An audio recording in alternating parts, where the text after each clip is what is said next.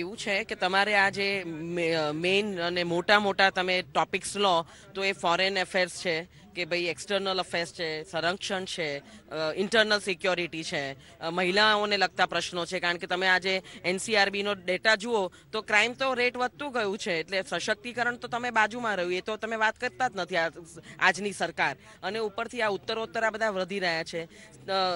એમ્પ્લોયમેન્ટની તો વાત જ નથી થતા, આટલા બધા યુથ અનએમ્પ્લોયડ છે. ફાર્મર્સની પણ આપણે વાત નથી કરતા, આંકડામાં ઉલઝાવીએ છીએ. પણ જે જમીની હકીકત એ છે કે એ લોકોને જે મળવું જોઈએ, કોઈને પણ જે મળવું જોઈએ એમના અધિકાર ઉપર, એ મળતું નથી. એટલે આ બધા જ વિષયો ઉપર ઠરાવ પાસ થશે અને એની ઉપર આગળ કયો કાર્યક્રમ આપવો એ નક્કી કરાશે.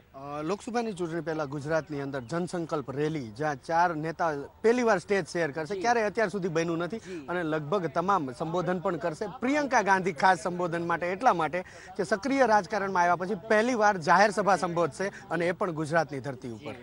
પ્રિયંકાજી મહાત્મા ગાંધીની ધરતી ઉપર આવી અને એમની પ્રથમ સંબોધન કરે એનાથી રૂડું શું. પ્રથમ સંબોધન ગુજરાતની રેલીમાંથી થશે, પણ સમગ્ર વિશ્વ સાંભળશે કે આ પ્રિયંકા ગાંધી આજે મહાત્મા ગાંધીની ભૂમિ ઉપરથી શું સંદેશો આપી રહ્યા છે. તો ઐતિહાસિક બી ખરું, એમના જીવન માટે પણ એક બહુ મોટું જ એ પર્સનલી તમે વિચાર કરો તો એક યંગ લીડર, વુમન લીડર આજે એક એવી ફેમિલીમાંથી આવે છે કે જેણે બલિદાન જ આપ્યું છે.